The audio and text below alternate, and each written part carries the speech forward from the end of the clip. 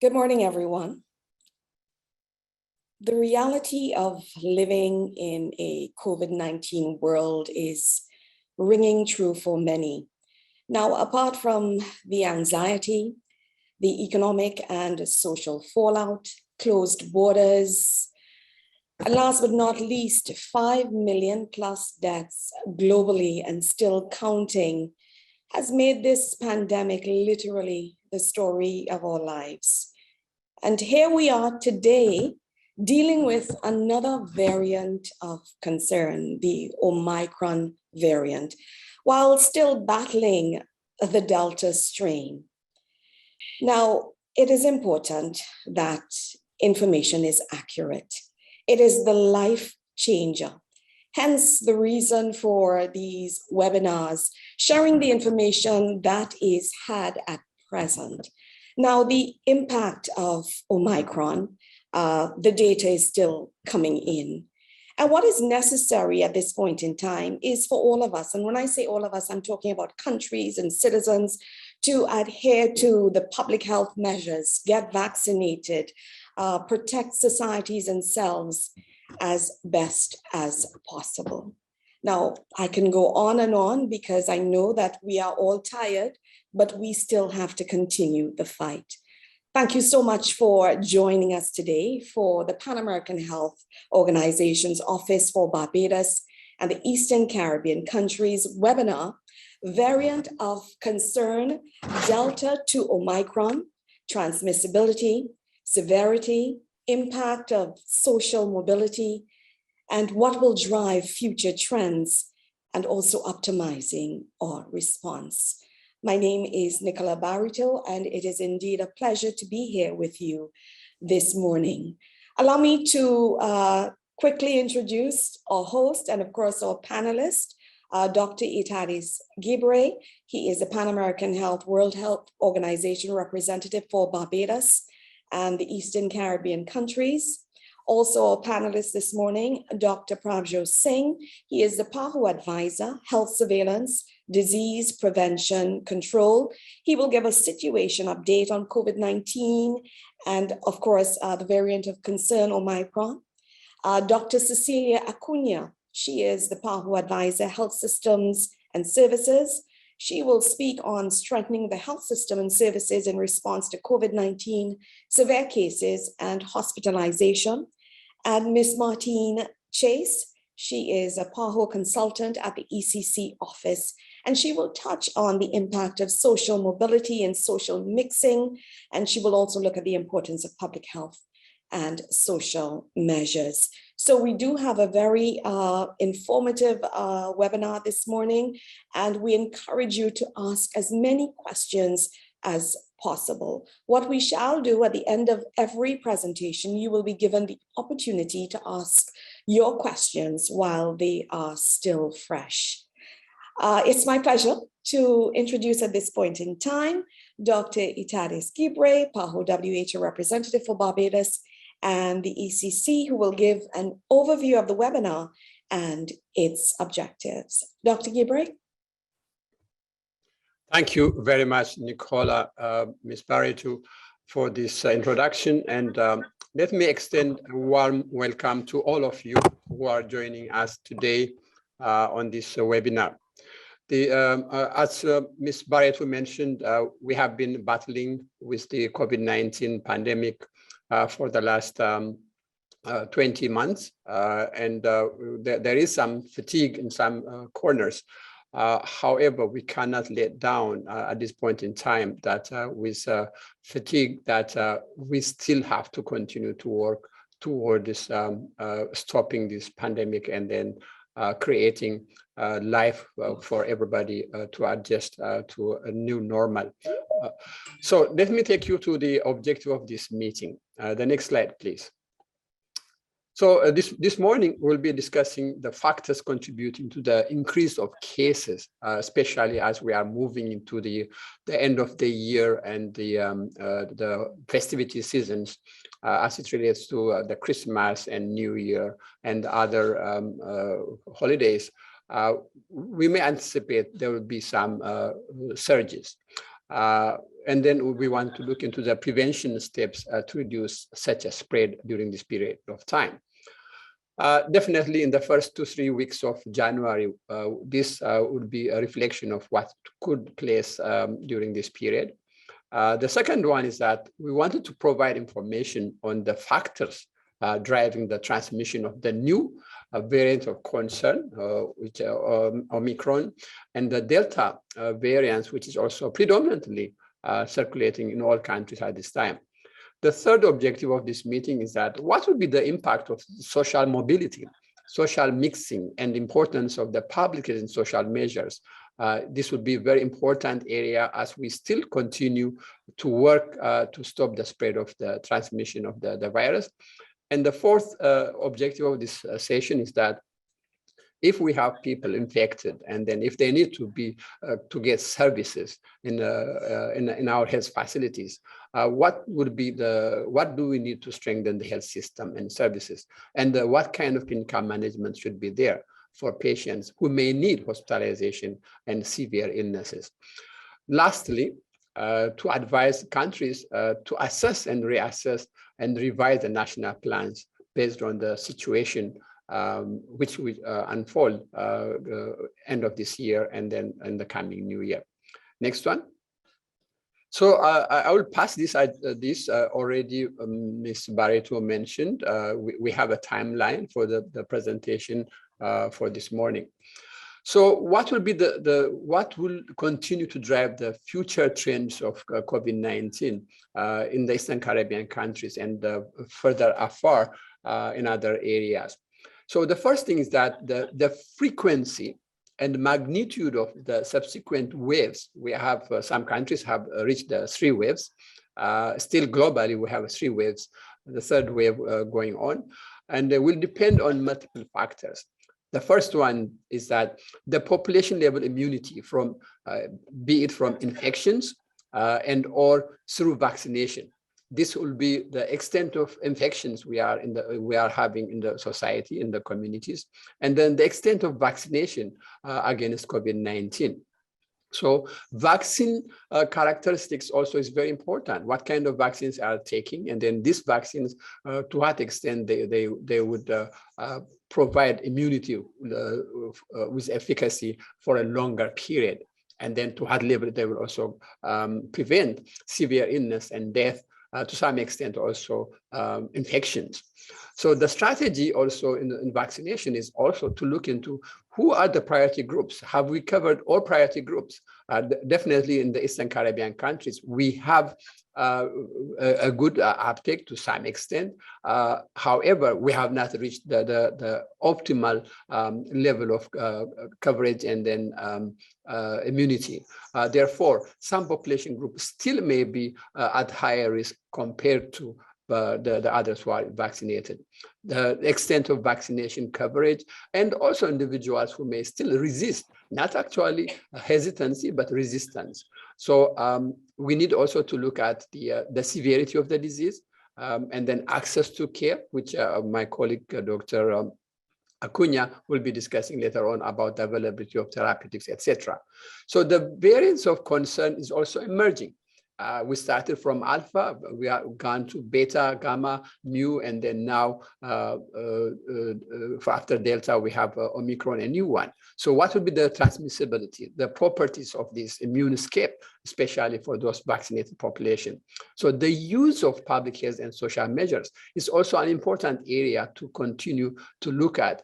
Definitely, vaccine alone cannot stop the spread of the virus, but we need public health and social measures which are effective in reducing transmission in all settings as we know it. The next one, please. So what are the factors driving the transmission? Definitely, the virus will continue to evolve. As I just mentioned, we have different mutation and variations which we encountered over the last 12 months, including now the new Omicron virus, the variant. Therefore, what is the transmissibility? One, from Alpha to Delta, we saw an increase. And then currently, it's very early, but we're also starting to learn that the Omicron is also highly transmissible. So the data is still coming along. So I don't want to jump the gun in that regard. So there is highly susceptible population. Globally, we have not reached that level of immunity, or within the Eastern Caribbean, we have not reached that level of immunity where we can fend off that with few infections and then to continue on our daily lives. So a large proportion of the world population remains susceptible to infections, and then there is an increased risk for severe disease and death in all settings. So we need to have also there is also an increased social mobility and social mixing, especially during the holidays as we are gathering around families and loved ones. Therefore, this also contributes as a driving force for infection. Misinformation, disinformation has been one of the highlights of this pandemic, and then it continues to have this problem in our effort to stop the spread of this. So messaging is very important, and then in some corners also the politicization of the pandemic is an issue, which continue to drive also the transmission in some corners. Next one, please. So this graph is just to show you what is really where we are heading in terms of herd immunity compared to the different viruses we know historically, measles, mumps, and rubella, chickenpox or varicella, and then where are we with SARS-CoV-2?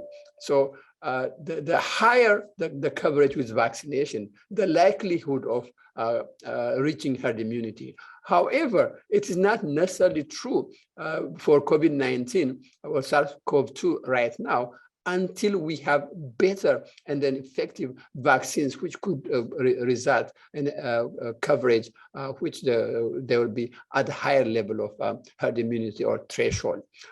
Next one, please.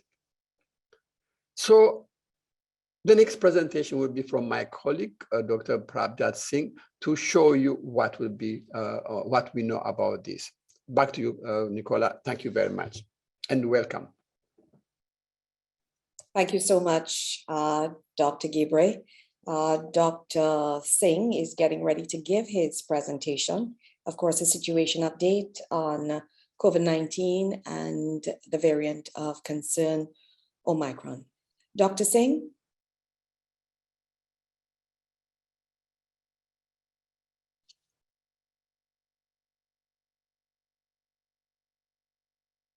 Okay, I think Dr. Singh is still getting his information together. But we do ask that if you've got any questions this morning, please feel free to reach out to us. That's very important. After each presentation, definitely you'll have the opportunity to ask your questions. Sorry, my Zoom just crashed. I'm just trying to set it up again.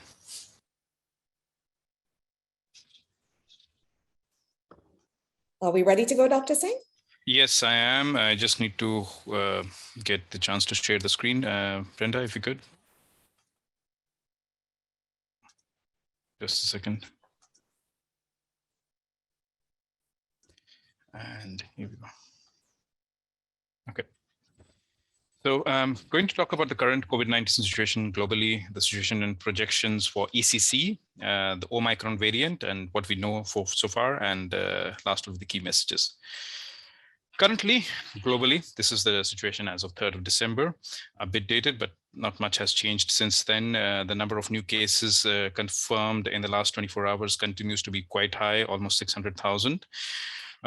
We are seeing an increase, as you might notice, in terms of number of cases across many regions, especially the European region, which has been seeing a lot of increase.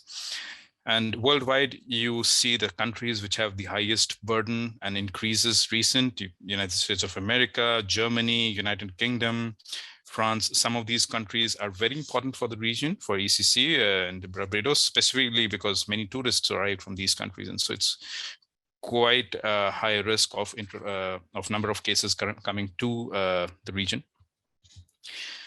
In terms of incidence within the ECC countries, what you might observe is that, excuse me, some of these countries, this is a small graph, the greener it is, the lesser the incidence, and the redder it is, the higher the incidence. And if you go alphabetically in terms of names of the countries, these are the countries on the top, the UK overseas territories, and the French territories on the bottom. As you might observe that some of these territories are now almost green, in green territory, and the countries are in green territory, implying that the transmission has declined substantially after having been at the very highest in late August, September, and almost through October.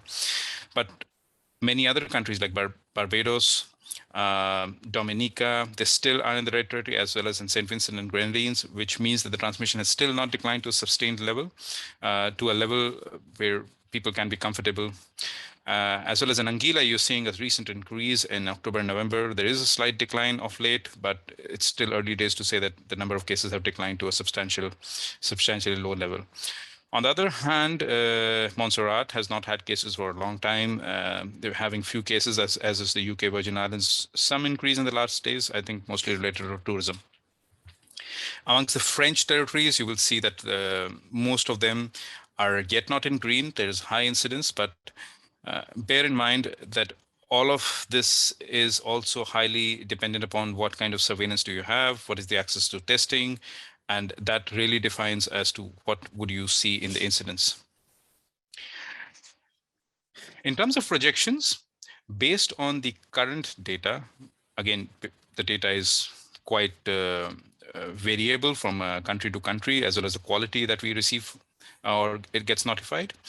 Amongst the projections that we have for the next 2 months, that is January, February, around 60-day period, by the end of February, you would see an increase in the number of sick patients in terms of medical consultants.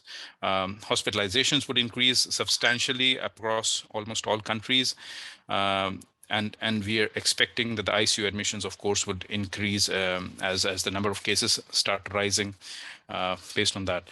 Just for reference, some of this data could be is dependent upon what is being provided by the country. For instance, in case of Barbados, we're seeing about almost 1,000 medical consults per day would be happening by the end of February. But in other cases, say St. Kitts and Nevis, it's down to 60, or Grenada is down to 40, primarily based because of the recent decline in the transmission in those two countries, as well as in Grenada, that they had a very high increase and a substantial level of protection offered by the previous waves. Where are we in terms of deaths? As you might see, this graph basically talks about the number of deaths by age groups. The red ones are males, the yellow ones are females, and there are some which we don't have data. We just collated this information for the last 3 months, October to December, or December till date. And you might see what is already known. Most of the deaths are happening in older age groups. Substantially higher number of cases are also happening in this age group, in the younger age group, but the deaths you might see almost no deaths in the in children, some deaths in adults, young adults, and the higher age groups, which 15-55, which have the most comorbid conditions, are the ones which are mostly where we're registering deaths.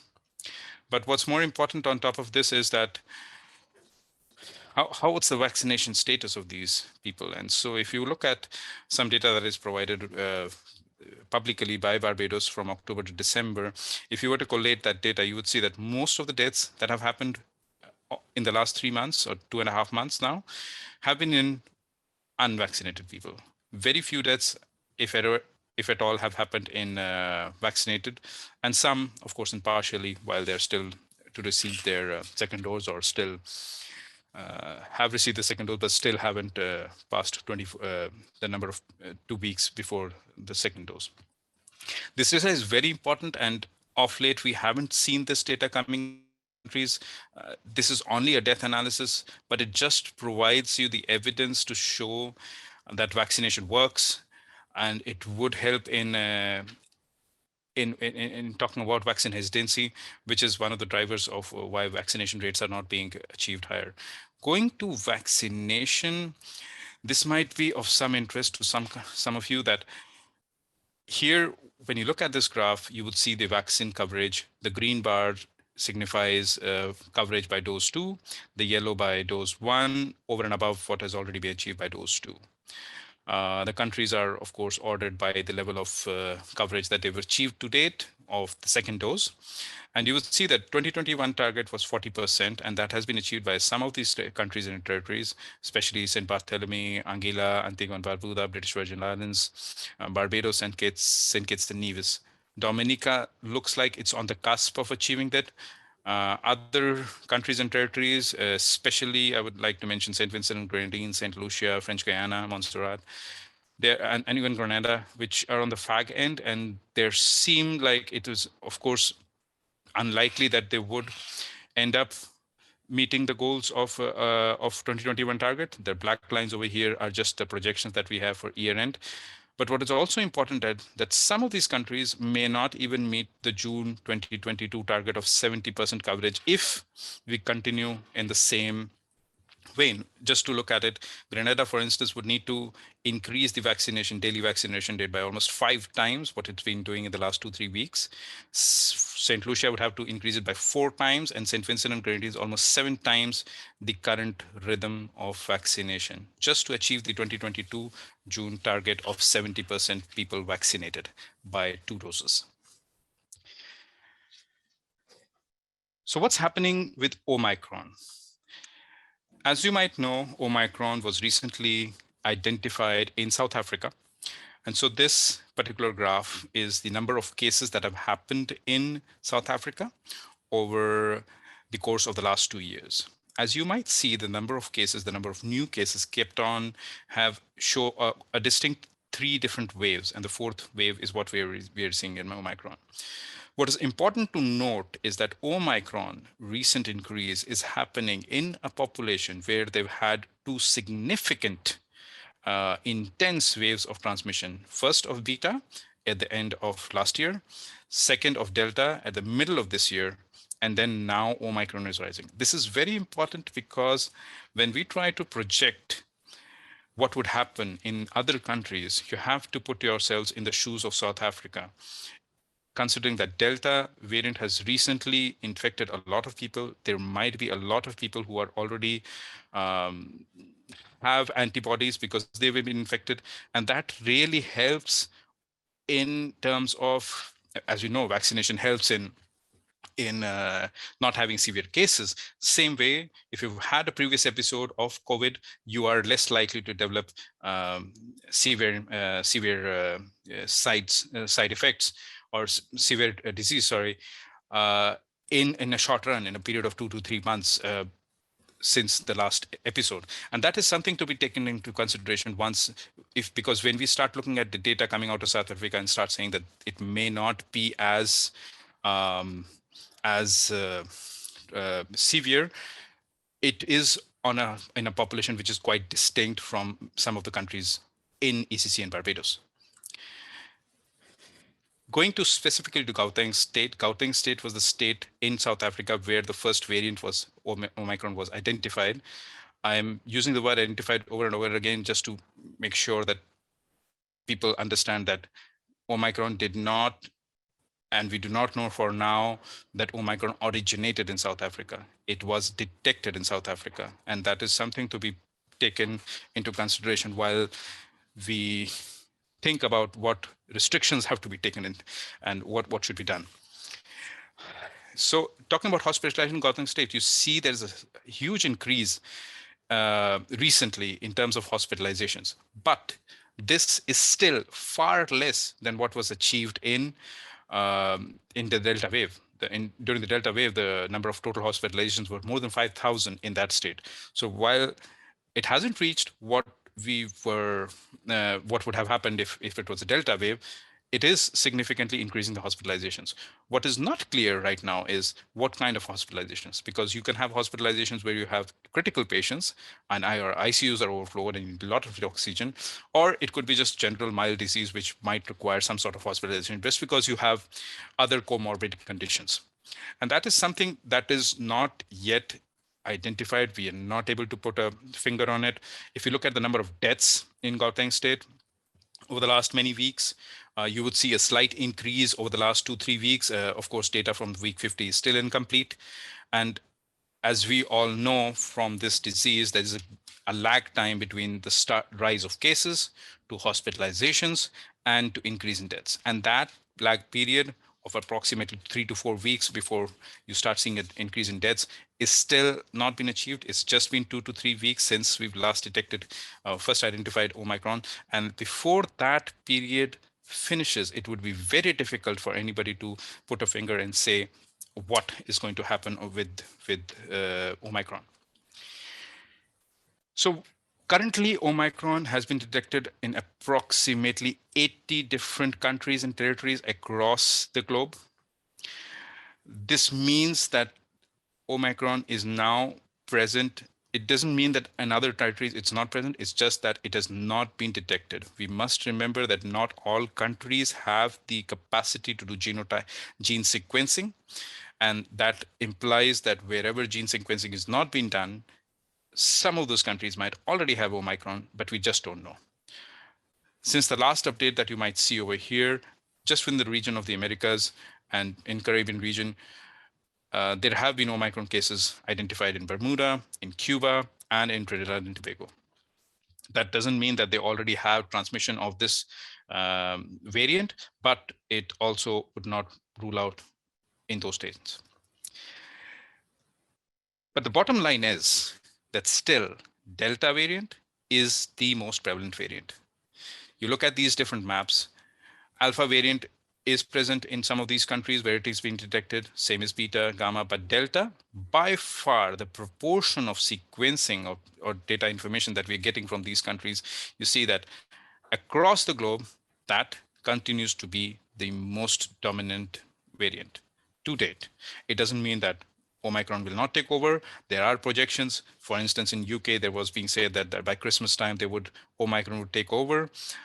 It is a possibility, but for now, it's a guarded approach that we are taking, and we should be working towards a mix of both Delta and Omicron as the possible holiday event by the time we have January 31. So, of course, this are a few recommendations as to what we need to do. Primarily, we need to do a risk-based assessment in each one of the countries and territories. We have to identify what our objective is. Is it to prevent deaths? Is it to prevent cases? Is it to prevent introduction? That objective should define and would define as to what is to be done. For instance, in testing options, we currently have both PCR and rapid antigen tests that can be used, of course, with differing variations. Currently, if preventing deaths is the idea, then probably the PCR capacity in most of the countries is sufficient. Perhaps when you're trying to prevent cases which would require detection of cases, maybe PCR would not be enough, and then you have to switch to rapid antigen tests because you don't have that capacity to get a turnaround of within 1 day. Remember, what we propose in terms of testing are still suspected cases, and there's a very good definition of suspected cases that we have, which is, I think, pretty widely known. And so for us, when we are talking of PCR and rapid antigen tests, we are talking in the realm of that people only who are symptomatic, who are contacts of known cases, are the ones that the country is thinking of doing testing for. And that in that realm, PCR and rapid antigen tests do make sense. But when you expand it to other realms, to asymptomatic patients who have no contacts or just for travel purposes, the value of some of these antigen tests and PCR decreases a lot. And that is something to be taken into consideration when you're drawing up your plans, when you're forecasting the needs. Right now, there is a need to procure some of these supplies if rapid antigen tests have to be used in your country, or just if PCR is going to be the method of choice, just to forecast the needs as to what could be the rate of increase if with a possible introduction. And just because of holiday seasons arriving, there have been a relaxation of public health and social measures in some of these places, some of the countries, especially around Christmas Eve and New Year's. But what needs to be emphasized, even with the relaxations, is that masks, hand sanitizing, social distancing, and very importantly, which usually doesn't figure out, is ventilation, is very important as public health and social measures, along with vaccination, of course, in dealing with the current disease, current situation, as well as in the future. So what are the key messages? What do we know to date? Omicron is probably more transmissible. This is why it was identified and why it has been suggested to be it has been called a variant of concern. The current detection methods are absolutely adequate for its diagnosis, including PCR and antigen tests. And so there should not be any doubt in use of these things for COVID. The effect of Omicron on the severity of disease, as well as the efficacy of vaccine, is still under study. There have been some results which have come out from Pfizer. There have some, I think some which came out from Moderna. But they are very early based results. These are lab based results. They're talking of pseudo viruses that they're working on, which may be a proxy for the vaccine efficacy and vaccine efficiency, but they are not the basis itself to define what vaccine efficacy would be. And even then, what they have been saying is that the vaccine efficacy in most of these places, for most of these, in all 4 studies that have come out, is very high, or at least relatively high, for severe cases, to prevent severe cases. And that is what we should be focusing on. So what measures have to be taken? Continue having masks, hand sanitizing, social distancing, and ventilation. The effort and the emphasis on this cannot be misplaced. The risk-based assessment of entry protocols, quarantine, and testing strategy has to be done by each country, defining what their objectives are in the short term as well as the long term. And we continue to need to encourage vaccination going forward. Thank you. Thank you so much, Dr. Singh, for that very informative presentation. As mentioned before, Dr. Singh, don't go anywhere. We do have our question and answer segment immediately after each presentation. And we have allotted about 12 to 15 minutes max for questions. And Dr. Singh, I do have some questions for you already. And I will start with a question from Marlon Madden.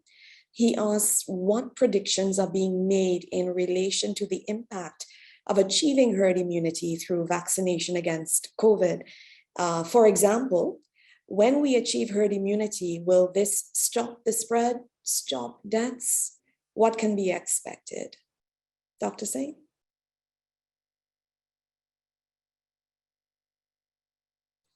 Okay, so from what we know already, vaccines are very effective, even against Omicron, Delta, Beta, and all the other variants, in preventing severe disease and deaths. And that is what WHO is advising, that vaccines be targeted initially to reach a 40% level of vaccination coverage across all countries for very high risk populations, so that we have decreased the mortality related to that. And when we reach the 70%, we would have further decreased the mortality, as well as we would have put a dent on the possible further transmission. So the first goal that we have is to prevent morbidity, and that is what we think would happen once you have a sufficiently high coverage. And the second goal is that it would lead to a decline in transmission rates. If you were to have a totally naive population, as in who have not been vaccinated, the virus would run havoc, not just in the number of cases, but also having collateral effects in terms of other diseases, where COVID patients might use up hospital beds. Other diseases, cancer, and other diseases that, of course, require hospitalizations, will not be provided the resources, and that definitely leads to other disadvantages. So we expect that once sufficiently high coverage would happen, both of these 3 things would take place. Thank you for that answer, Dr. Singh. Another question from Arnel Soler. He asks, is vaccine hesitancy related to tertiary education or related to the tertiary education level of the population? If tertiary education, tertiary education level is low, the more difficult to convince people. So I'm gathering here, how is your education level linked to your level of vaccine hesitancy? I'm not an expert on this thing, but what we've seen is that education plays a vital role in acceptance of some scientific facts. Having said that, the level of education in most of the ECC and Caribbean countries is quite high. In spite of that, some countries are facing vaccine hesitancy at a rate which is not being seen in other countries. So to say that education would be the only reason why you would have a vaccine hesitancy is not correct. What I think and what's happening is the knowledge, the information that people have, the fake information, the false information that people have. And remember, COVID has brought us a lot of challenges. We have limited social interaction. Our social gatherings have stopped where we would probably get that information. And that has led to many people not getting the required information. And that is one of the reasons I think why vaccine hesitancy continues to emanate, as well as there are being efforts, targeted and untargeted, over the sale of vaccine passports and etc. And I think Dr. Gabriel might be able to comment upon that in a more comprehensive manner.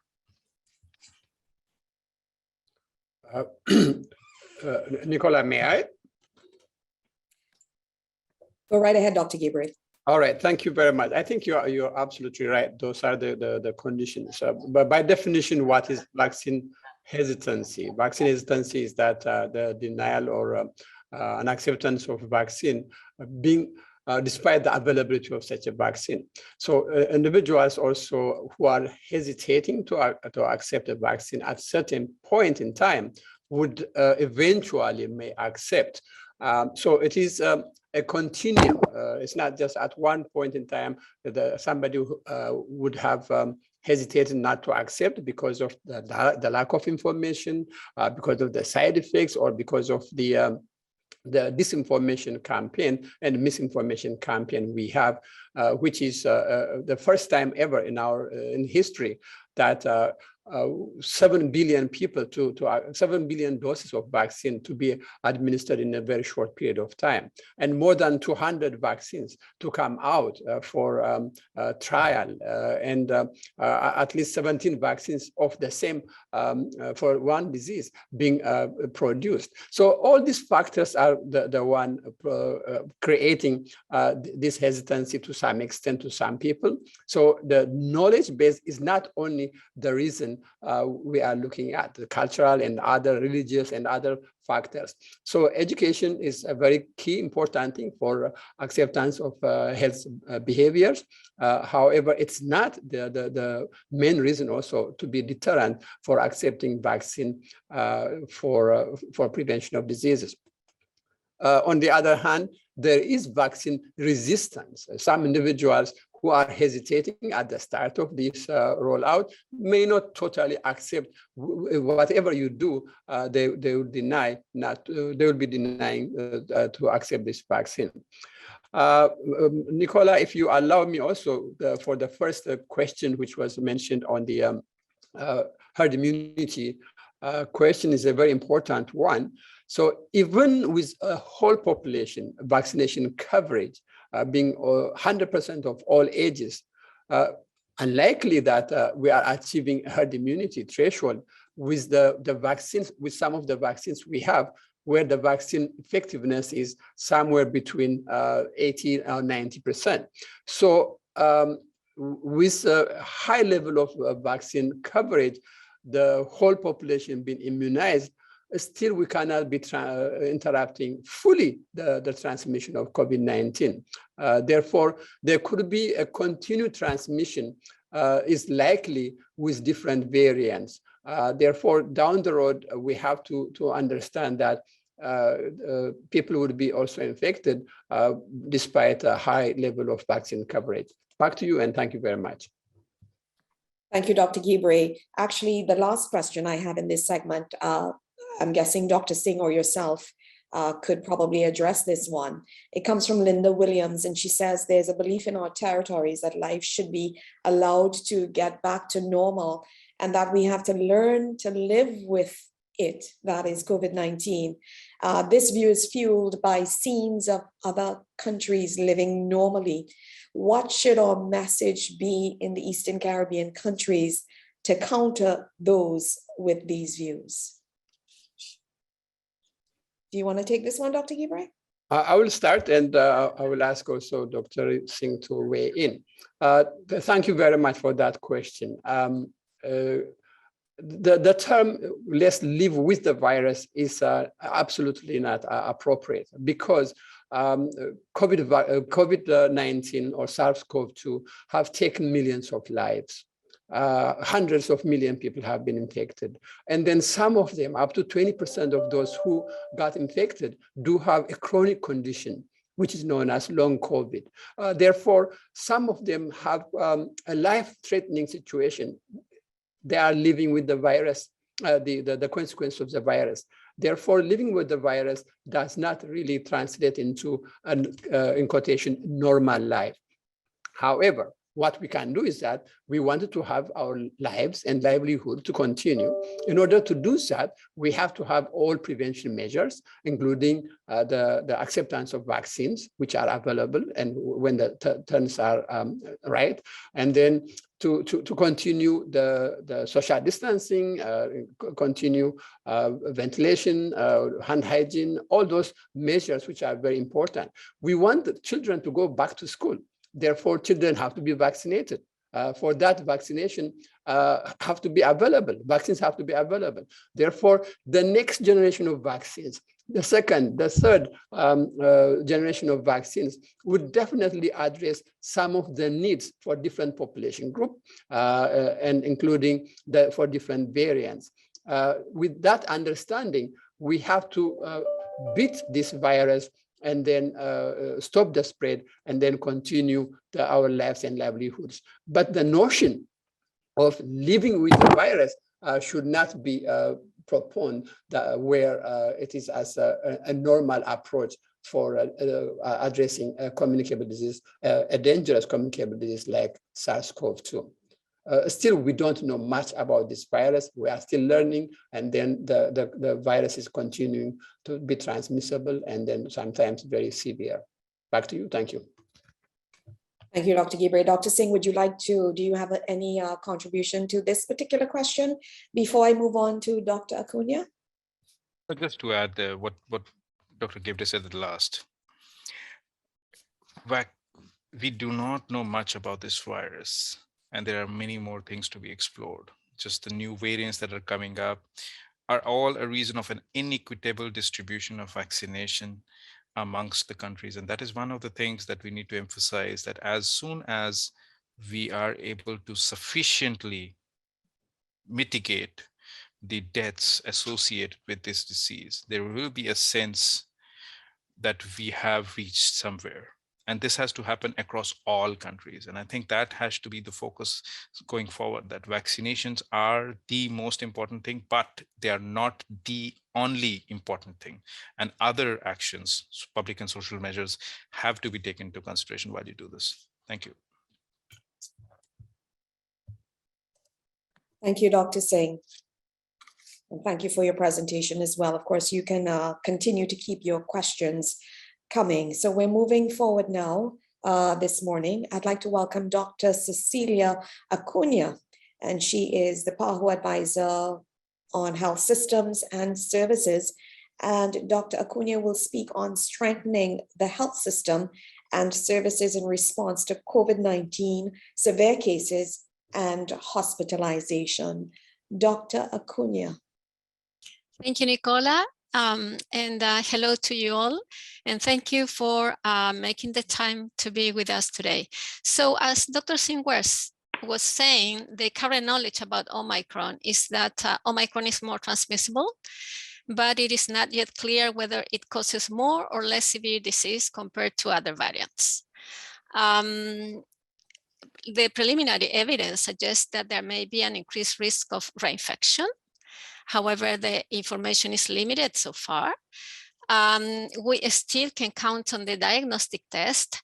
And as for clinical management, which is the important component that I would like to actually highlight in this presentation, they are still the same medicines that have shown to help in the treatment of this disease are standing, which means that corticosteroids and interleukin-6 receptor blockers are still effective for managing patients with severe COVID-19 suffering from Omicron, because these medicines do not target the spike protein where the mutations from this variant are. So we still can rely on those medicines. And we'll talk a little bit about the pharmaceutical treatment in this presentation. The next one, please. So regarding the health system response, a higher transmissibility increases the probability of a rapid rise in hospitalizations. And this is something we need to take into account. Whether or not Omicron is more severe in terms of being more aggressive, we will probably see more hospitalizations just because of the higher transmissibility. So it is not true that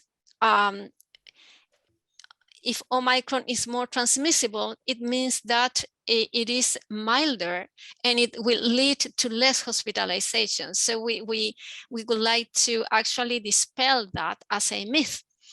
What we have seen in this disease is that a higher transmissibility translates into a higher probability of rise in hospitalizations. So health systems need to be prepared. And how do we prepare? What we need to do is to keep the hospitals for those who will need hospitalization.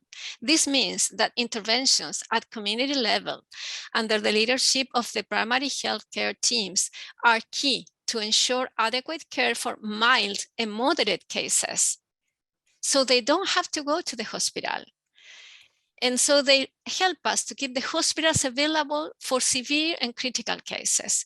So this is a whole integrated approach that we are trying to propose to the countries because concentrating efforts and resources only in hospitals, as we have done in the past 22 months, poses the problem that we hospitalize people that really don't need to be in the hospital, and they are occupying a room that might be needed for other person who needs hospitalization.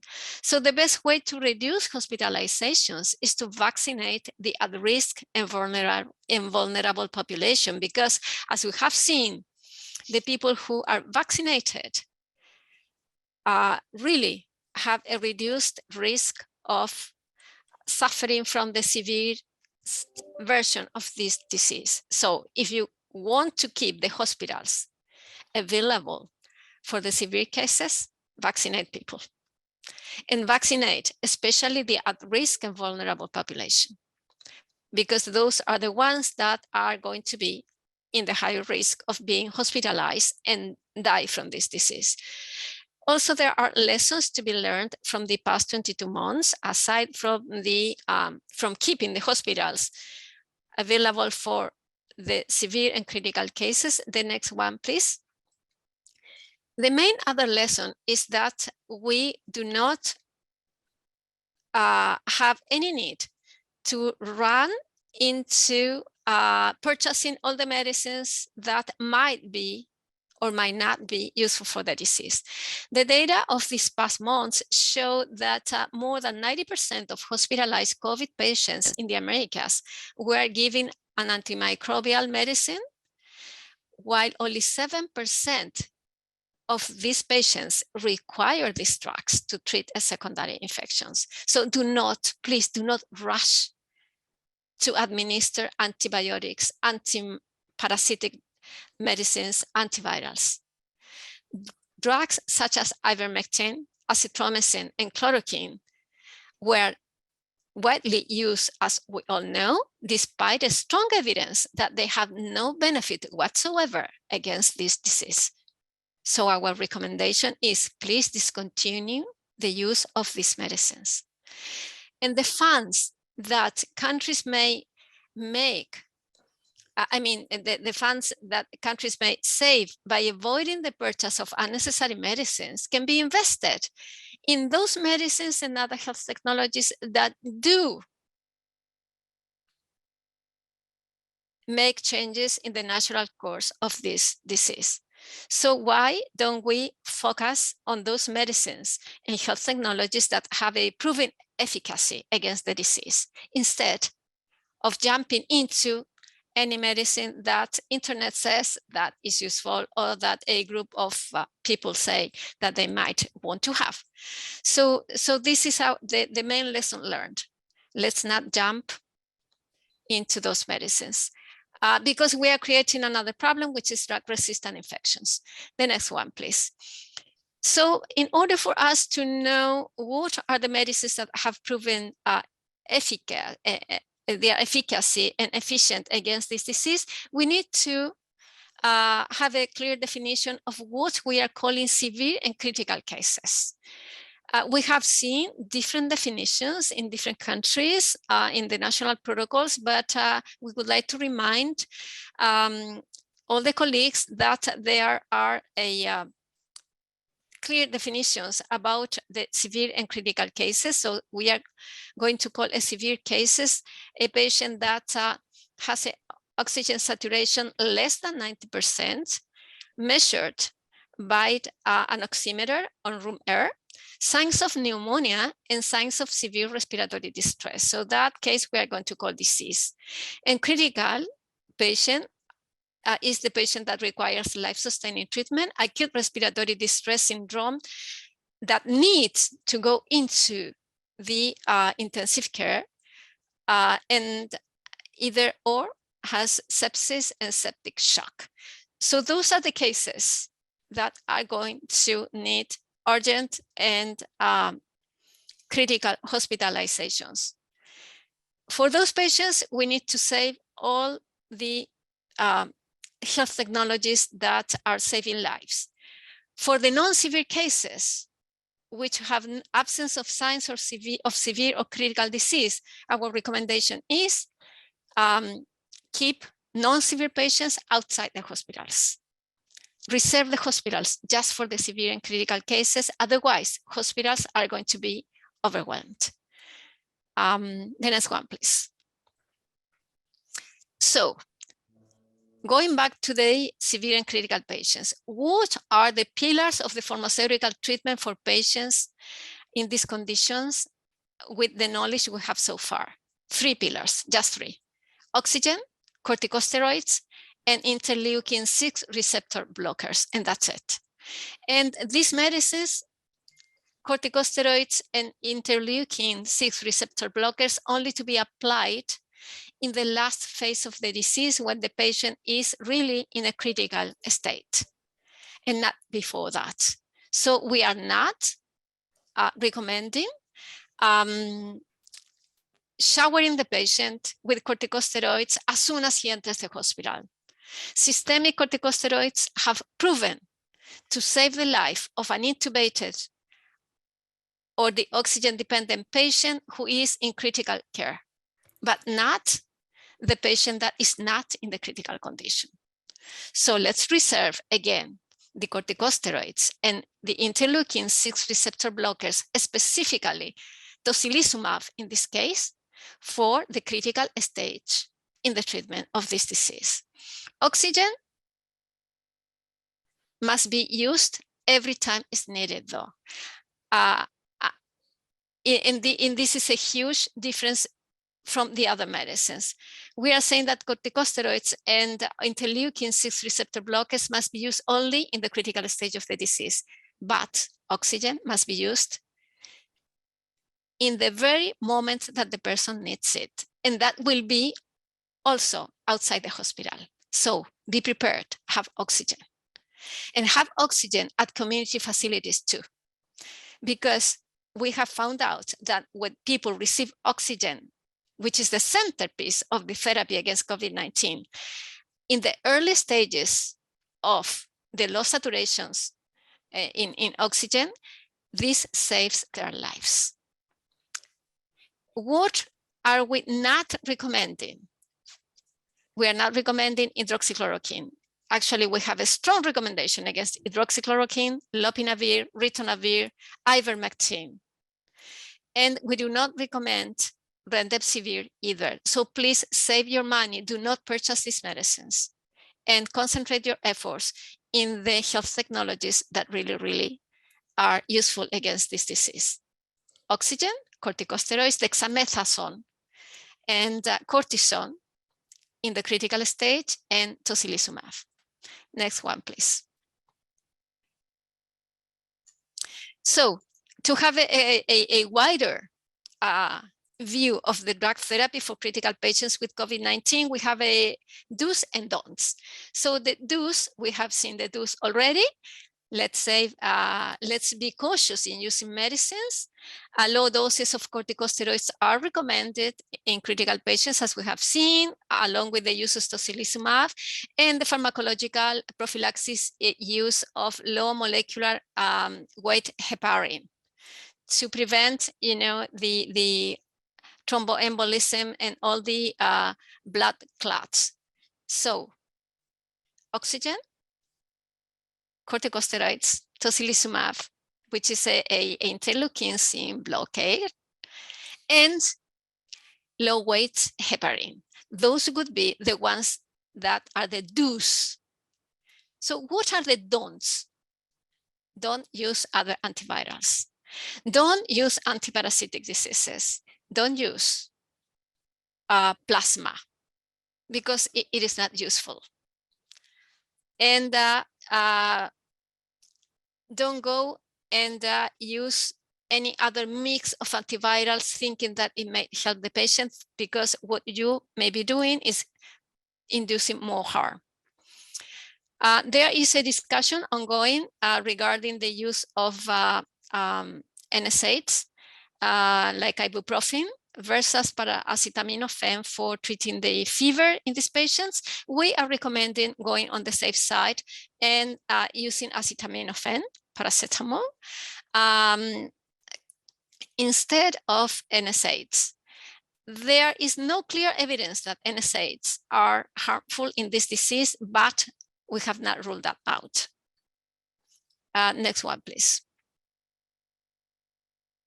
So, what would be the core elements for successful containment strategies across the whole health system to keep our hospitals and our health technologies available for critical and severe patients? First, organize isolation centers and treatment facilities for mild and moderate cases at community level. And please, keep oxygen in the isolation centers. Second, promote self-isolation of mildly symptomatic patients at home. If they cannot be at home, then to community facilities. Set up health hotlines, remote health consultation, keep the contact with the patient through remote ways, through the telephone, the cell phone, the computer, through any other virtual means. Third, establish a national plan to recruit, hire, train, and retain healthcare workers. We have seen in this crisis that the centerpiece of the response to COVID-19 is the healthcare workers.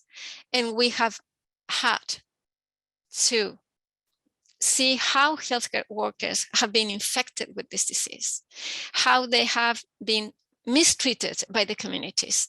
Let's protect our healthcare workers. Increase the availability of personal protective equipment for them. and also increase the IPC for them and for our patients.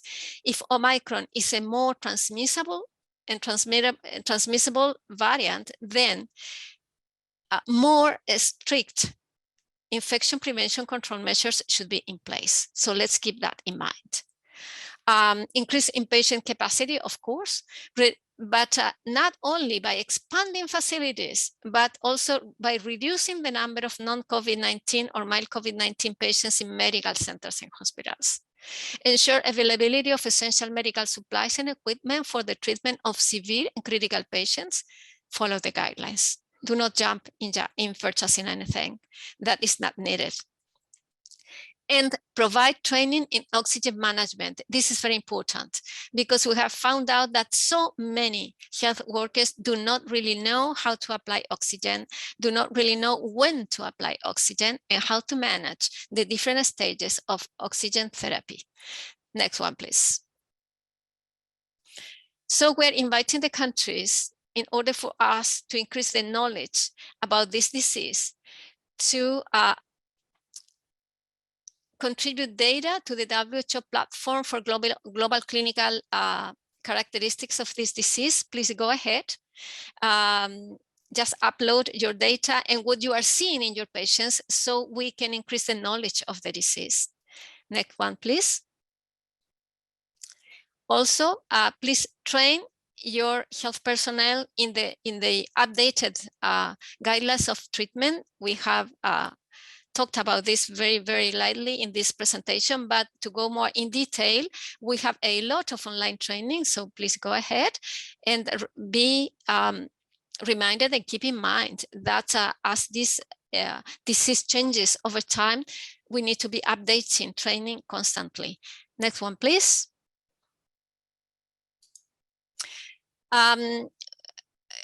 We do recommend that countries revisit their hospital readiness checklist. You are going to need to revisit your hospitals, whether or not they are prepared, how many health technologies you will need to replace, how much equipment do you still have available, and so forth. So we are inviting also the countries to use the hospital readiness checklist to see if your hospitals are prepared for the next phase of this disease, and eventually for the Omicron increased hospitalization rate. Next, please. And we were talking about the importance of forecasting your needs. So we are also offering the countries the WHO COVID-19 Essential Supplies Forecasting Tool to help the health system to estimate the gaps in all these technologies and all the equipment that will be needed for supportive care and treatment of COVID-19 in the next 3 months. As always, and as you know, all these tools are available for all of you, so please use them and come to us, and we will gladly help you to use them. The next one, please. So what we are proposing is a more organized and comprehensive approach to preparedness this time.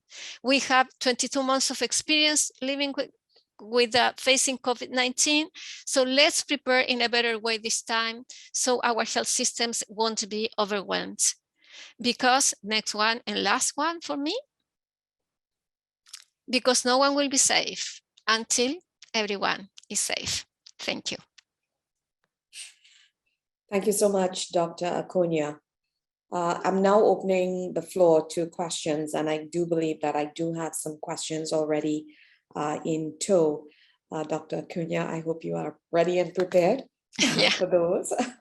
And of course, Dr. Singh and Dr. Gabriel, you also can feel free to join in as well if you have a contribution. I will start with Elisha George, and she says, in the Eastern Caribbean countries, politics and the mistrust of governments are leading vaccine hesitancy. How do countries bypass the politicization of vaccination? That's an important question. And, throughout history, the way to actually show what must be done is through evidence. So let's go to evidence. Let's stick to evidence. Let's stick to what is shown by the data. That would be my recommendation. Let's get the data. Let's stick to the evidence, and let's have honest, open discussions, but with the data at hand. Dr. Singh or Dr. Gibre, any contribution to this one? Okay, let me move on to this one, which is right up your alley, Dr. Acuna. Is there any evidence in the Eastern Caribbean that shows that individuals are administering home treatments, remedies when they are tested positive for COVID-19? How widespread is this, and what treatments are they gravitating towards? We don't have systematic evidence so far of remedies administered at home, but we do have anecdotic information about people relying more on traditional medicine, herbs, which would not be actually bad on itself, because if people are, for instance, relying on chamomile to feel better because they feel bad, it's okay. What is not okay is people believing that relying on natural medicine will prevent them from going to seek care if they are feeling bad. So our recommendation would be, you can do natural medicine, but please have the oximeter at hand. If your oxygen levels go under 90%, go to the hospital. Thank you so much, Dr. Acuna. I'm actually going back to that question from Elisha George. I do believe that I also have a contribution. Brenda Lashley is actually going to answer this question, if I'm not mistaken. And the question was, in the Eastern Caribbean countries, politics and the mistrust of governments are leading vaccine hesitancy, and how do countries bypass the politicization of vaccination? And I know this is a huge question across board. Again, it's a difficult question to answer. Brenda, are you there? Are you willing to make a contribution to this one? Dr. Gibre. I'm here. Okay, thank you very much. Brenda, if she's going to answer, she's also our communication focal point. I'm giving the floor first. Dr. Gibre, will yes. you take this one? Yes, thank you very much. I don't want to go into the politics. I will stay still in my lane in health diplomacy. So the first thing is that as we have already discussed earlier and in other meetings, vaccine hesitancy, could someone please unmute your mic? Vaccine hesitancy refers to a delay in acceptance or refusal of vaccine despite vaccine being available. It is a complex issue. I think it differs from time to time, from place and the type of vaccine being administered. As I mentioned earlier, there is so many influential factors, including the complacency that I will be okay if I don't take the vaccine. Also the confidence in the vaccine, the confidence in the messenger. Yes, governments do have responsibility. Governments are also politicians who are elected by the constituencies. They have vested interest to make sure the country is running, the people are protected. In those information, if it is based on evidence, based on science, that's what we have been saying from the start of this pandemic. There is not only a pandemic of SARS-CoV-2 or COVID-19, but it's also the pandemic of misinformation and disinformation campaign. Therefore, just like anybody else, the politicians would also easily be persuaded by information they are getting based from their advisors and based on from the constituencies. They want to allay fear. So as much as possible, this we have to come above this. How do we come over these differences we have? The first thing is that, are we basing our policies based on evidence? Are we putting our policies and regulations, rules based on science? Therefore, the science has to guide. I know in the last 22 months, we have said again and again, this virus has put us families against families, communities after communities, and then political opponents from different sides. Why? Because still it was an evolving virus. We don't know everything, all information at the same time, at one place. Therefore, the science develops, and then we get more information, and then we share. Therefore, that's how we come and then go above and beyond this politicization of the COVID-19, and also to turn down the vaccine hesitancy and resistance. So we have to educate. Over-education also does not necessarily mean that we are communicating the right things, the right place with the right people. So we have to have better communicators who would be convincing, from home to schools and the workplace. So yes, we can overcome hesitancy, but still we may have some people who may resist at a certain level, and then we're going to continue to work in both sides of the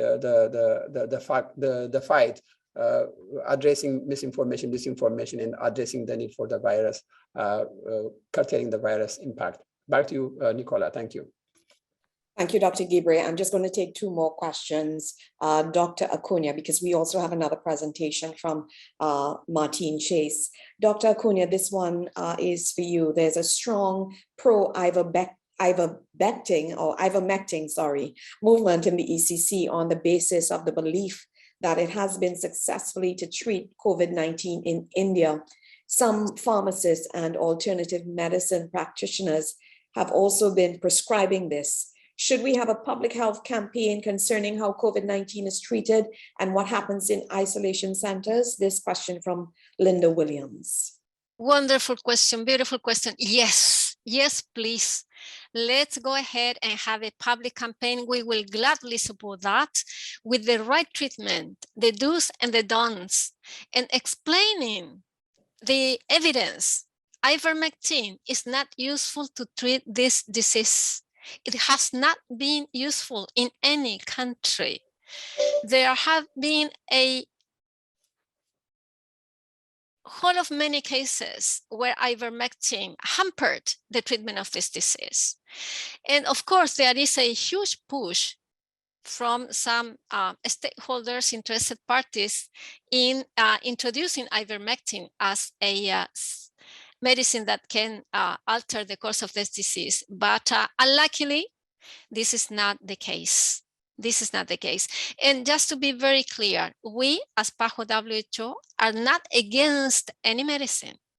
What we are against is false information and going ahead, showing our patients with treatments that have not proven to be efficient, safe, and of quality. So let's go ahead and have the campaign. Thank you. Thank you, Dr. Acuna. Last question in this segment, either one of you or Dr. Singh, Dr. Gibre, Dr. Acuna. It comes from Adana Grandison, and she says there are concerns according to the new data coming out of South Africa that Omicron results in approximately 20% more hospitalizations in the pediatric population. How do we combat hesitancy in parents who are required to give the consent for these children? Dr. Acuna, you want to take that one?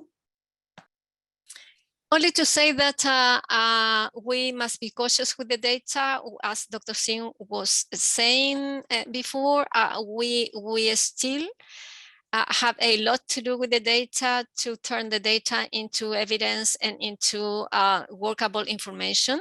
So our recommendation would be to wait and see what is really happening with these cases. It might be that Omicron turns out to be, more prone to get younger people hospitalized, but it might well be that this is not the case and we are biased by just a little amount of data. So let's not jump into conclusions. We need more data to be gathered and more evidence. Over to you. Thank you, Dr. Cunha. I know that there are still some questions, so we will get to your questions after Martine's Chase, or Miss Martine Chase, after her presentation. And I'd like to welcome her this morning. She will touch on the impact of social mobility and social mixing and the importance of public health and social measures. Martine, good morning. Good morning, thank you. It's my pleasure to discuss these issues of mobility, social mixing, and the importance of public health and social measures within the context of COVID-19. I'll start first by highlighting key drivers of transmission. I'll discuss the role of public health and social measures, or PHSMs, in responding to COVID-19. And you would have heard through the previous presentations some of the key measures and how important they are, especially within the context now. And I'll provide key data on the intensity and effect of public health and social measures based on some international studies. And I will share some very preliminary information on the intensity of public health and social measures in the region for a few countries, and close by providing some key considerations. So what are the drivers of COVID-19 transmission? During community transmission, especially, incidence is impacted by key factors, including population level immunity. So if we have high proportions of susceptible individuals in the population, we can see surges in infection. So high vaccine coverage rates are really important. Vaccination remains important to improve individual and population level immunity. Whether or not variants are highly transmissible, I think we've seen the impact of this with the Delta variant, and I'll go through some of that data later on in the presentation. And then, of course, high rates of mobility and social interaction. And it's not just mobility, but it is mobility and social mixing that is coupled with poor compliance to preventative measures, poor compliance to public health and social measures. And I'll say a bit more about that later on. So public health and social measures that limit mobility and support personal protection will remain important tools in the control of COVID-19 transmission. The primary aim of public health and social measures is to really reduce the number and frequency of interpersonal contacts. Another aim is to reduce the risk of transmission during interpersonal contacts, and by so doing, reduce the risk of exposure and reduce the risk of transmission. So these range from personal protection to restrictions on movement and physical distancing. The effectiveness of measures is influenced heavily by the timing, so how early the measures are implemented, the intensity or stringency, and I'll say a bit more about that later on, and the compliance. Having a policy does not mean that people are adherent to a policy. So the population level compliance to the public health and social measures is very important. The measures that I focus on are primarily those related to mobility and social interactions, and these complement very important surveillance measures to support early detection and isolation of infected individuals. And then, of course, vaccination approaches, vaccination interventions that support improvements in individual and population level immunity to COVID-19. The caution is always that relaxing measures too early can lead to resurgence of cases, especially within the context of community transmission.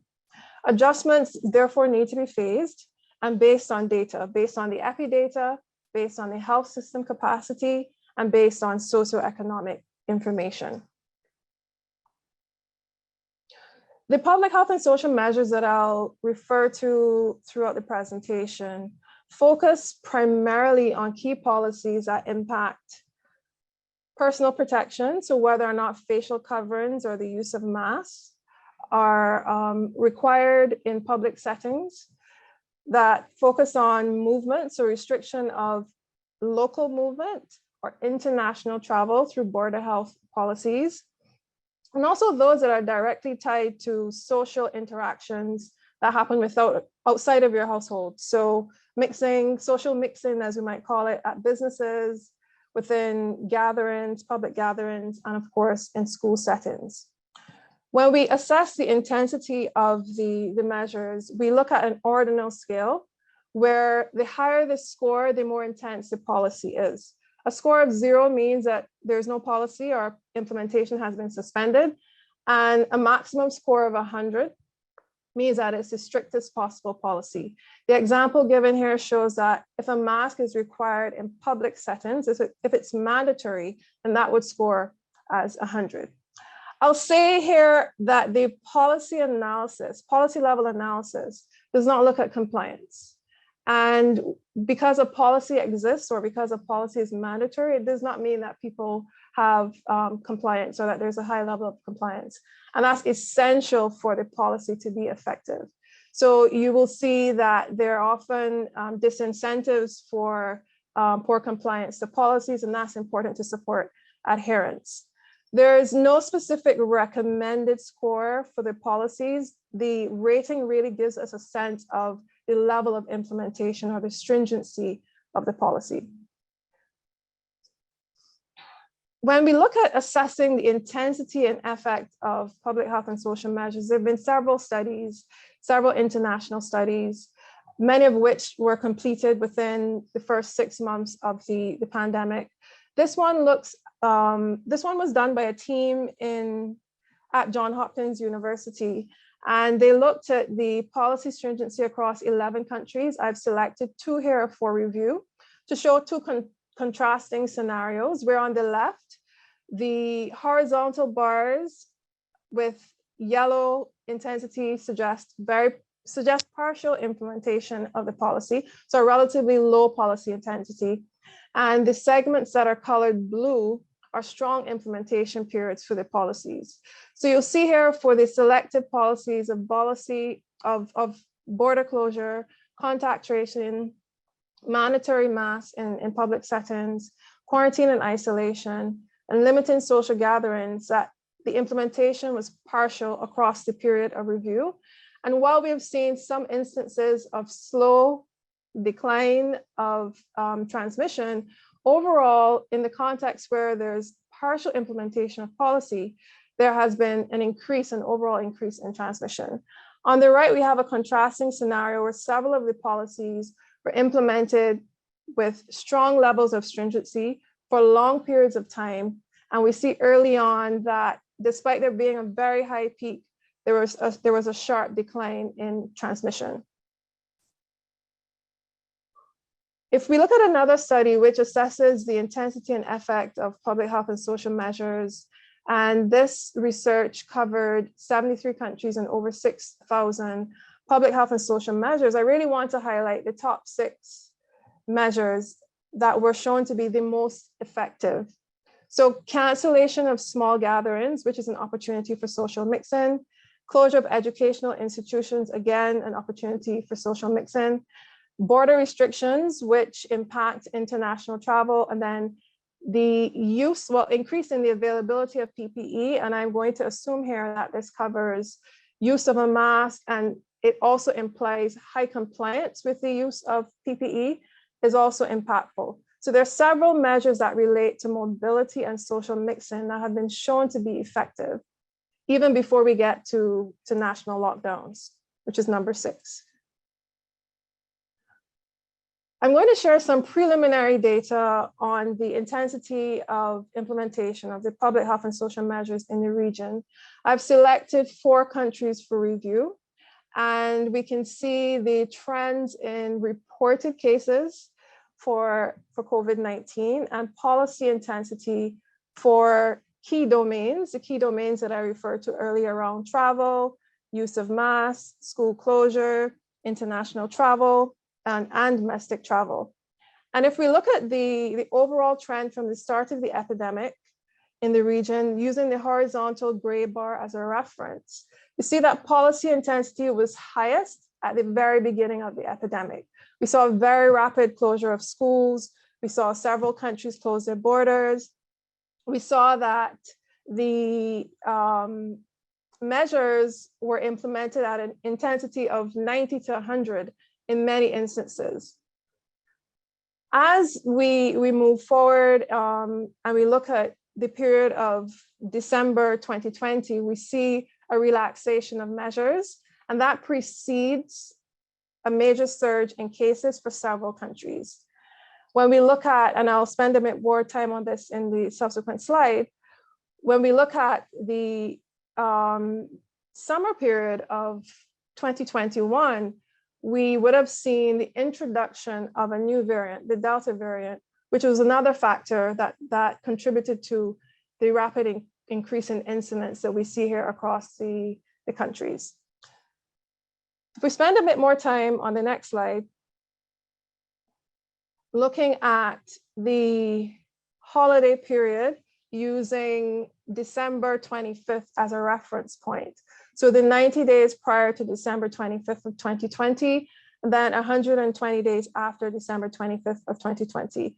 I want to mention here that there's limited mobility data for the region. So there are public data sets that provide us with data on mobility. But what we have seen is that mobility for December 25th and the summer period of December 25th, 2020, and the summer period of 2021, that mobility is close to pre-pandemic levels.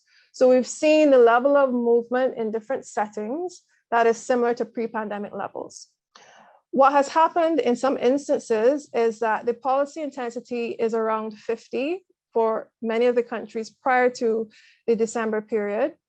And what we have observed is a surge in cases, which coincides with a 2 to 4 week period after December 25th.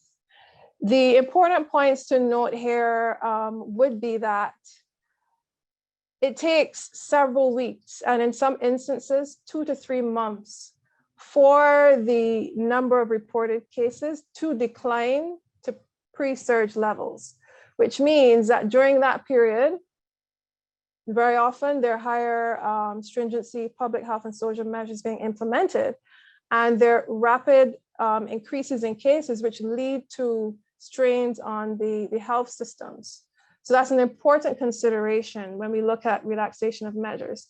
I want to mention here, and I haven't shown it disaggregated by policy intensity, but in the settings where we've seen a surge in cases in the weeks following December 25th, we had movement policy intensities of 0, which means no curfews were instituted in those countries.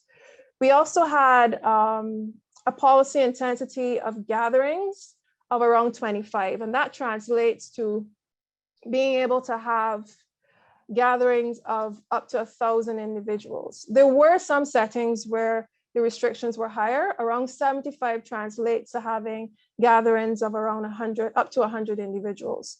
So the important thing to note here is a combination of measures or low stringency measures can contribute to a surge in cases. So if the use of masks is not mandatory, if movement is allowed with no restriction, and then if gatherings are allowed, it's that combination of low stringency measures that can then lead to the surge in cases that we see.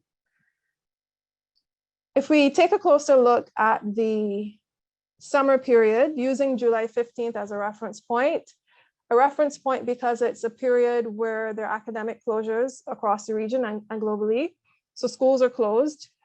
It's also an important reference point because we started to detect the Delta variant in the region, and within 2 to 3 weeks of that, most of the countries in the region would have confirmed that there was in fact presence of the Delta variant in country. Doesn't mean that it didn't happen earlier, but those are some of the dates where we know for sure that Delta was detected. During this period, we would have seen travel policy intensities ranging from 33 to 50. This translates to measures put in place to ensure quarantine of individuals who are traveling into country. It doesn't disaggregate by the length of time for quarantine, nor does it give detail on the timing of a test release for the countries implementing the policies. Movement restrictions were relatively high, ranging from 60 to 100. But of course, a key thing here is the Delta variant and the fact that compliance with the use of personal protective measures, in particular the use of masks and physical distancing within settings, is an important driver of infection, of transmission. So thinking about everything that I've covered so far, recognizing that we are, if not already we are a few days shy of the holiday period. And we are in a context where vaccine coverage has improved, but not yet at the levels that we would like to see the level of population level immunity to have maximum impact on declines in transmission. We know that mobility, for the two countries where we have data, mobility is at pre-pandemic levels. And given the history, what will be the approach for the implementation of public health and social measures? The incidents that we would have seen over the summer period, it has declined, but in some cases, it may still be higher than what we would have seen going into December of 2020. Those are important considerations when we consider the implementation of public health and social measures over the next few weeks. To summarize then, and to offer a few considerations for adjusting public health and social measures, this would have come up earlier in the presentations. We need to consider the readiness of the health system to respond to a surge in cases. So we reviewed the epi data, we've implemented the policies, we're looking at relaxation of policies. As we do that, we absolutely need to consider the readiness of the health system to respond in the event of a surge of cases. Is there capacity to detect and return results within 24 hours? Is there readiness to conduct field investigations and provide quarantine facilities for multiple clusters simultaneously? And is there sufficient capacity to provide health services, whether it be facility-based care for critical patients, or whether it is to mobilize resources for a home isolation program? Is there sufficient capacity to respond should there be a surge in cases? The data that, next slide, the data that is reviewed also includes the socioeconomic impact of COVID-19. We cannot understate the economic impact that the implementation of very strict public health and social measures has had, but there are still measures that can be implemented that are effective. And it's a focus on the personal protective measures with high compliance. We don't know, I haven't been able to share the level of compliance. That's not data that's publicly available. We would need a special study for that. But with high compliance, personal protective measures and physical distancing can be effective. So promotion of mask wearing or facial covering wearing in public settings and in interactions with close contact, limiting social gatherings. So understanding that even though there's allowance for perhaps gathering of 100 individuals, we can further limit social gatherings. But even if we do have an allowance for social gatherings of 100 individuals, there must be strong application of the other measures of physical distancing, of using well-ventilated spaces, as Dr. Singh mentioned earlier. And then, of course, if we do relax, we should do that incrementally. And as we do that, review the data, recognizing that it could take 2 to 3 weeks or longer to really see the impact of relaxation of a measure. And of course, promoting early testing for individuals who have respiratory symptoms. So I should say timely testing of individuals who have respiratory symptoms, and then who, of course, have known exposures to COVID-19. We have seen throughout the region where there has been incremental relaxation of policies, and there may be setting specific policies that allow vaccinated individuals to enjoy a certain level of social activity that unvaccinated individuals may not. So there are strategies that are being employed, but it's important to continue to review the data, the epi data, to assess whether the measures are in fact effective. In closing, the public health and social measures remain an important component of our response to COVID-19. Effectiveness of the measures will depend on the timing, the stringency of the policies, the adherence level, and also the combination of policies that are actually implemented. Limiting social gatherings and supporting adherence for personal protective measures can be useful strategies with comparatively low socioeconomic impacts. Thank you. Thank you so much, Martine Chase, PAHO consultant at the ECC office, looking at the impact of social mobility and social mixing and the importance of public health and social measures, especially at a time, it's the holidays. As you know, Martine, everyone wants to find a place and space where they can get away from COVID fatigue. Again, I'm opening the floor to any questions. I've got a few actually, and I do believe that this actually would relate to Martine, Dr. Gibre, Dr. Singh, and also to Dr. Acuna. I've got a question here, basically from Arthur Phillips, and he says, I'm assuming that long COVID and clotting effects of COVID are likely to be consistent with Alpha and Delta with a lower severity Omicron. If so, this would argue against herd immunity by infection.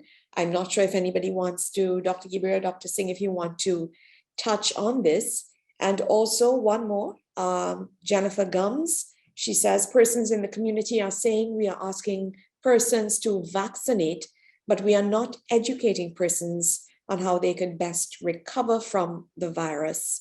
So she wants to know, what is your contribution?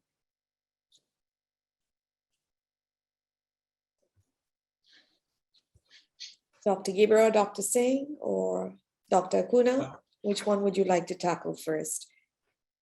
Let me start the first one, and I will ask also Dr. Acuna to speak on the second one. If she's ready, I will give the floor. That's the long COVID and clotting effects of COVID. Yes, thank you. We do not know actually if Omicron has the same or different clotting effects. We have not seen enough evidence so far that this is a milder disease. We so much hope that it will be, but actually we do not have the evidence yet. So I would call to caution here. Let's be cautious. Let's gather enough data to see how the disease presents itself. I remember that when Delta appeared, there was so much hope that Delta would be milder than Alpha and that Beta, and everyone was so happy because Delta was here to save us, and it didn't happen. So, so regarding the clotting effects, I would be very cautious because this is a very treacherous disease. So I think that we need to collect more data and see what happens. Over to you, Dr. Gibre. All right, thank you. I think one of the questions alluded to natural immunity versus vaccine-induced immunity as it relates to this long COVID and the sequelae. First of all, from natural immunity, that is when individuals are infected and then develop some antibodies from that, the protection duration, we don't know. The only thing is that 6 to 8 months, you may have some protection from the same virus and variant. However, if there is a new variant like Omicron or any other, we don't know the protection from that natural immunity. Therefore, it is always better to have vaccine-induced immunity because the newer versions, we may have the 3rd generation and 4th generation of vaccines may have, including the new variants, which would be appropriate to do that. What we know about Omicron at this point is that it has high growth rate compared to Delta. It doesn't mean necessarily it is more severe.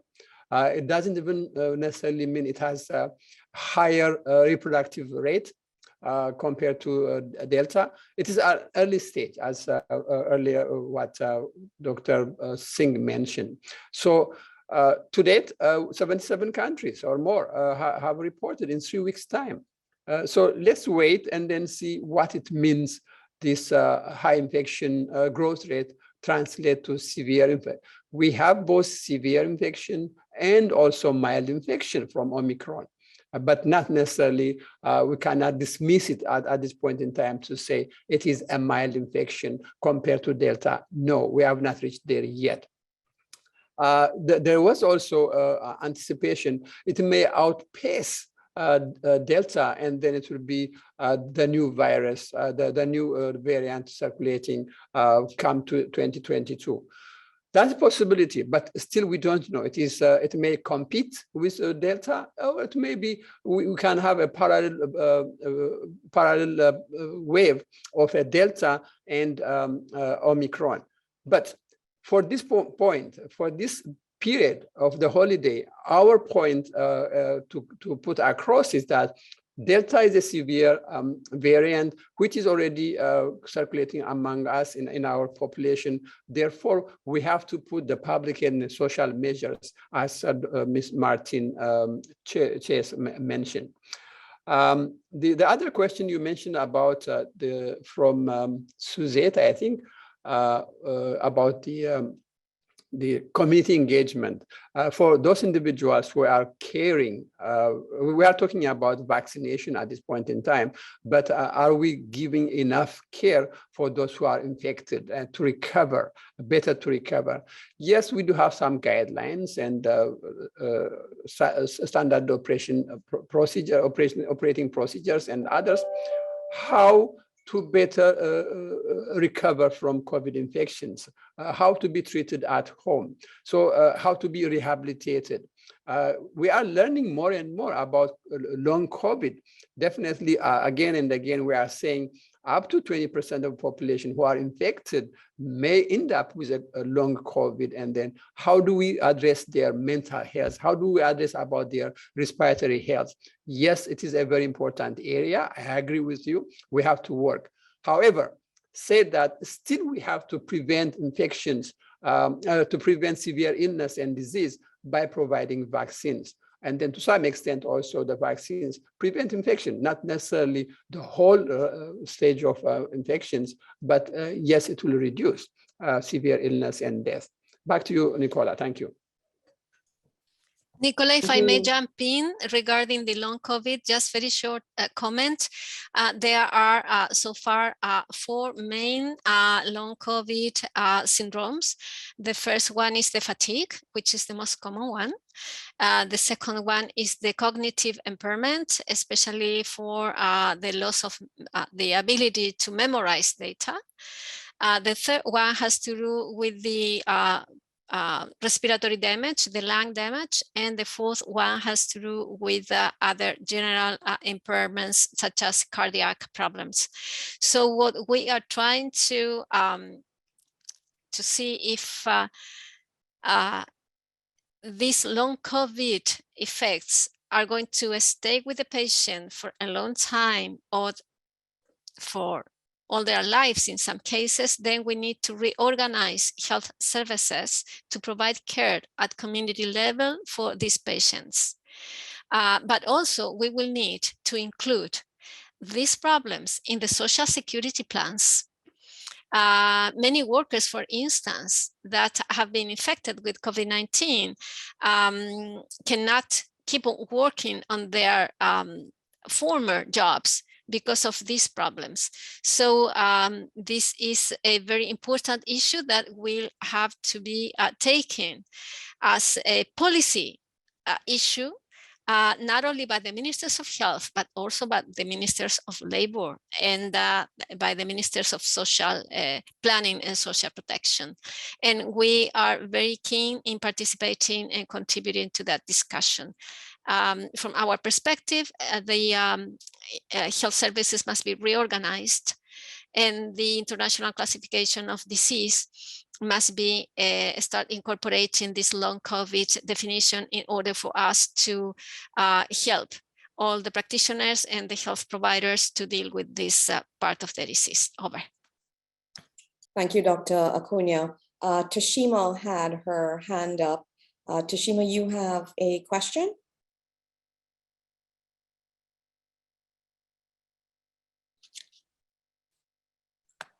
Your mic is open.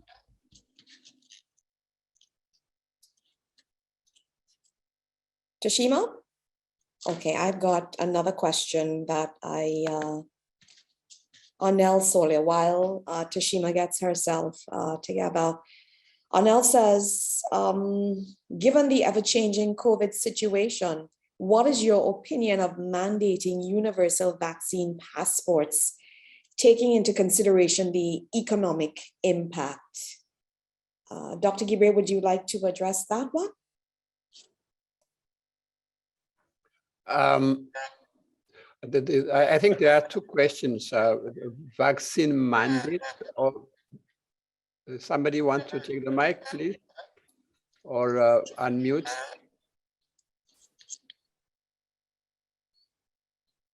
Okay, so there are two questions to discuss here. One is vaccine mandate, and the other one is, and the question is mandate for vaccine passport. Okay, so first of all, from PAHO and WHO perspective, we don't have any, we don't endorse mandatory vaccination, except in certain conditions where there is an important provisions for protecting the health and well-being of healthcare workers and essential workers, and also the people who will be receiving services from such individuals. Therefore, for a certain period or for a certain outcome, such mandate could be given in keeping with the national law, the national regulations existing. Therefore, some governments may put a mandate for healthcare workers to be vaccinated. By the way, it's not for COVID alone, but it may also exist for other vaccines. So it is a recommendation for healthcare workers. So in those perspective, for COVID-19, countries and the governments may put this kind of mandate. The other question is that, or essential workers, not only healthcare workers, other essential workers, for a certain period of time to protect the lives of their workers, the exposure, and also the clients. That's what the mandate could be provided. On the other hand, definitely, we need to continue to educate the public, the healthcare workers, including to reduce stigmatization of those individuals, or giving them certain names like anti-vaxxers or conspiracy theorists, or etc. We have to refrain from that, and then to understand why people are not taking the vaccine, and then encourage them to take the vaccine. So we have to continue to educate everybody why they have to take the vaccine. So, the other question is about passport. what WHO and PAHO recommend at this point in time is to have digitalized vaccination cards. This vaccination card is not only for COVID-19, but for any of the vaccines which we have from childhood vaccination. Some of our children do have, and ourselves who may have from place to place when we travel. We've been asked. There are only few internationally required vaccines at this point in time, like yellow fever, etc. So those kind of vaccines, vaccination records could be digitalized, and then we can have those digitalized record to be presented when we travel. Otherwise, having a mandatory passport to move from one country to another one, it is against the international health regulation, which we are not recommending to have restriction if individuals do not have a passport of vaccination, not to be allowed to enter a country or leave a country, except for yellow fever, where we have an international regulation at this point in time. Thank you very much. Thank you, Dr. Gibre. We're about to wrap up. We've gone a bit over time. I do want to take the opportunity to thank the panelists, Dr. Pravjot Singh, Dr. Cecilia Cunha, Ms. Martine Chase, and of course, Dr. Gibre. And for those of you who were a part of this webinar and the questions that you asked, and hopefully you got the answers, but it boils down to the data that's available and what information that can be afforded to you. There is so much mis and disinformation out there. So this, again, highlights the importance of webinars like this one. It's important from where I sit as a part of an Eastern Caribbean country that we get vaccinated. When I look at the issue and challenges of the public health systems, we have very fragile systems in the Caribbean as well. And again, when we focus more so on hearsay as opposed to the facts, it creates a very difficult situation for us in this COVID-19 age. Personal responsibility is important. And with that, I will hand over to Dr. Gibre, who will give the closing comments. And I just wanted to say thank you so much for allowing me to be a part of this webinar. Dr. Gibre? Okay, thank you, Nicola. And thank you all this morning. We had almost 130 and more people participating. And then we do appreciate that taking your time. And also let me apologize for taking a little longer than what we anticipated.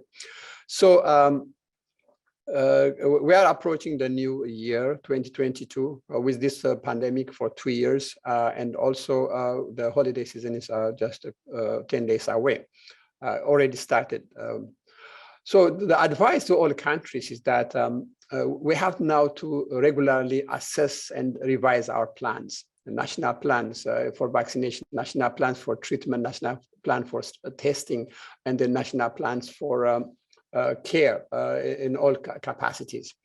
We have to accelerate also vaccine coverage. Definitely, we have very effective vaccines. Initially, we started maybe with one. When other countries were vaccinating, we were waiting and then looking when it would be our turn. It's now our turn. We have vaccines in the Eastern Caribbean countries, thanks to the donation of many countries, thanks to the governments in each country. They have procured vaccines. So let me thank the United States government, Spain, United Kingdom, Canada, and others, India, who have contributed vaccines to our region. So we have to use those vaccines and then go to the target of 40% and the target of 70% by June next year. We have to intensify and then dive down and keep down the transmission. We have to use to strengthen the public health and social measures. I think Ms. Chase showed us what it looks like before and then what we are anticipating after the holiday as well. We have to put surveillance and then we have to share data. We have to prepare for surge capacities. That was the message from Dr. Acuna about the health system and services. Definitely, we have seen late this year where most of our Eastern Caribbean countries were overwhelmed with the number of cases. To some extent, there were anticipation for rationing of services. We don't want to go into that foxhole. We need collective approach to better assess Omicron. Definitely, it's a new variant. We don't know much, but we have to be prepared for it. What countries should also expect in the short term is that there will be an increase from the Delta, not just the Omicron, but from the Delta. If we are not using the public and social measure, we have to wear our masks, we have to continue social distancing, and then keep the holidays among the family members, and then make sure that we are, because it is relaxed, it doesn't mean that we have to take the unnecessary risk. So that message have to be for everybody in communities. Regardless of vaccination rollout in the countries, we may continue to see some circulation and surges. So we cannot say that we have vaccinated and then everything will be okay, and then we have curtailed the surges of outbreaks. There will be more variants, not only Omicron, or the Delta will not be the last one, as you have seen with the Omicron coming and this one. So we have to optimize our services. What we have for Delta in the last 7 months, we have to continue to work on those ones for Omicron if it is coming our way. So reduce exposure, suppress transmission, protect those most vulnerable, especially the so-called we are shut-ins, older adults, and then elderly grandmothers and grandfathers, the people in institutions, people who are in confined spaces. We have to continue that one to reduce illness and then death. We have to strengthen communities, one of the questions what we had. So whether it is vaccine or not vaccine, we have to continue to public health and social measures.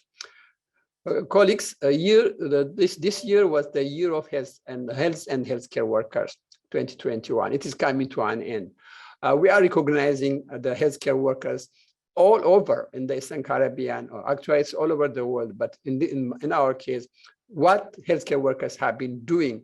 And we have also lost some of our colleagues in the Eastern Caribbean due to this pandemic.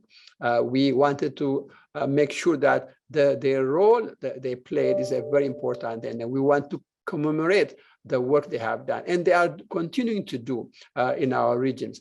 Not only health workers, but also care workers, social workers, other frontline workers. For that, we say thank you to all of you for your support and then continuing saving lives. So I will leave now this to Nicola Barreto and Brenda Lashley, our appreciation to the healthcare workers. Okay, well, of course, we cannot end by re-emphasizing how much we support and appreciate our healthcare workers. We're going to show you now a very short video produced by the staff of our office acknowledging our support to all healthcare workers. We hope that you enjoy it. Yes. There we go. We see you working and giving with your heart, out on the front line since this pandemic start, making sure we're safe and our families too. All healthcare workers, we love and salute you. I'll miss all the fairs. You show us you care. Humanity first. Thank you, doctors and every nurse. Vaccine drives to keep us alive. We take daily risk. We can't thank you enough for this. We got your back. We got your back. Emergency service. We got your back. Everyone on the front line. We got your back. This message is brought to you by the Pan American Health Organization.